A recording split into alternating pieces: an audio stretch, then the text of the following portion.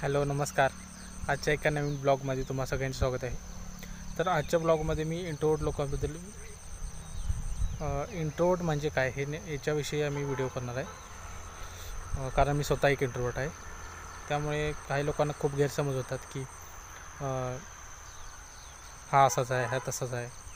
पण नेमकं तो तसं का करतो आहे? कारण त्याचा स्वभाव तसा असतो. त्याची पर्सनॅलिटीज इंट्रोवर्ट असते. म्हणजे आता या जगात दोन पर्सनॅलिटीची व्यक्ती असतात.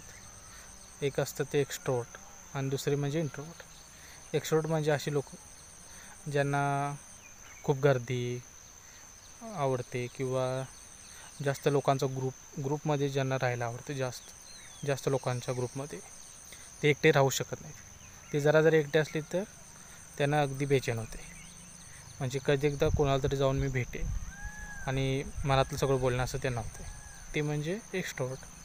आणि इंट्रोवर्ट म्हणजे अशी व्यक्ती जे फक्त आपल्या कुटुंबातील लोकांसोबत आणि त्यांचे जे जवळचे मित्र असतात थोडके त्यांच्यासोबत जास्त वेळ घालवण्यात इंटरेस्ट असतात आणि त्यांना तेच आवडतं. इंट्रोवर्ट आणि एक्स्ट्रोवर्ट यांच्याबद्दल म्हणजे सोप्या शब्दात कधी सांगायचं झाले तर म्हणजे इंट्रोवर्ट म्हणजे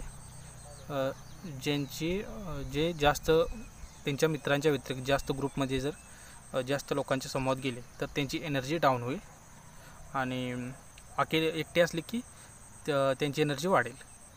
आणि एक्स्ट्रोवर्ट म्हणजे एकटे असले की त्यांची एनर्जी डाऊन होईल आणि जास्त लोकांमध्ये जर गेले तर त्यांची एनर्जी वाढेल, असा याचा अर्थ आहे. पण याचा अर्थ असा नाही की इंट्रोवर्ट असणं बाद आणि एक्स्ट्रोवर्ट असणं चांगलं, असं काय नाही. आणि त्याचं विरुद्ध पण काय नाही. दोन्ही पण आपापल्या जागी ओकेच आहे. जे इंट्रोवर्ट लोक असतात त्यांना आपल्या स्वतःसोबत वेळ घालवायला जास्त आवडतं आणि त्यामध्ये त्यांना आनंद मिळतो एकदम. आणि जे एक्स्ट्रोवर्ट असतात ते काय एकटे राहू शकत नाहीत. म्हणजे ते जरा जरी घरात एकटे असले किंवा कुठे बी एकटे असले तर त्यांना कधी एकदा कोणाला तरी फोन लावेन, बोलेन किंवा कोणाला तरी जाऊन भेटेन, अशी त्यांची मनस्थिती होते. आणि इंट्रोवर्ट काय ते एकटे राहू शकतात. त्यांना स्वतःची कंपनी जास्त आवडते आणि स्वतःसोबत वेळ घालवायला खूप आवडतो त्यांना. त्यामुळे ते जास्त पूर्ण एकांतप्रिय आणि शांत असतात. त्यामुळे काही लोकांचा गैरसमज होतो. त्यांना बहुतेक इंट्रोवर्ट आणि एक्स्ट्रोवर्ट याबद्दल माहीत नसेलच. त्यामुळे ते त्यांना नावं ठेवत असतीलच. आता मोठे मोठे लोकसुद्धा जे सक्सेसफुल आहेत, जे चांगल्या पदावर आहेत, ते सगळे इंट्रोवर्टच होते. म्हणून काय याचा अर्थ असा नाही की एक्स्ट्रोवर्ट असणं म्हणजे कमीपणाचं आणि इंट्रोवर्ट असणं चांगलं, हे असं. आणि त्याचं विरुद्ध पण काय नाही. दोन्ही पण आपल्या आपल्या जागी बेस्ट आहे. त्यामुळे कोणी कोणाला नावं ठेवू नये, एवढंच म्हणजे म्हणणं आहे. जो जसा आहे तसा तो जगेल. माय लाईफ माय रूल्स. आता आपले जे डॉक्टर बाबासाहेब आंबेडकर होते, ज्योतिबा फुले होते किंवा अनेक मोठे मोठे नेते जे आधी होऊन गेले किंवा सुद्धा इंट्रोवर्टच होते. म्हणून का ते जीवनात अपयशी झाले नाहीत किंवा ते खचून गेले नाहीत. ते प्रसंगी आपण इंट्रोवर्ट जे लोक असतात, जे प्रसंगी एक्स्ट्रोवर्टसुद्धा होतात, असं काय नाही आहे. पण काही लोक इंट्रोवर्ट लोकांना खूपच नावं ठेवतात.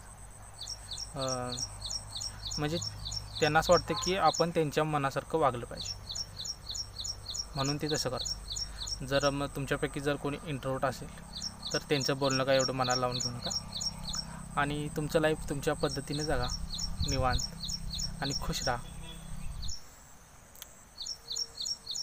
तर आजच्या आपण या व्हिडिओमध्ये बघितलं की या जगामध्ये इंट्रोवर्ट आणि एक्स्ट्रोवर्ट अशा पर्सनॅलिटीची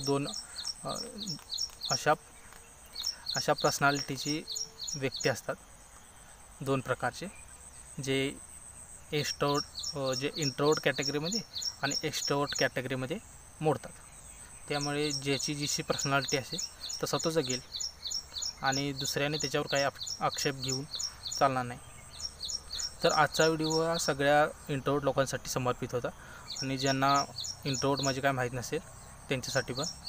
आणि इंट्रोवर्ट आणि एक्स्ट्रोवर्ट हे दोन्ही पण आपापल्या जागी बेस्टच आहेत. त्यामुळे ज्याची जशी पर्सनॅलिटी आहे तसं त्याला जगू द्या आणि तुम्ही पण तसेच जगा. बाय.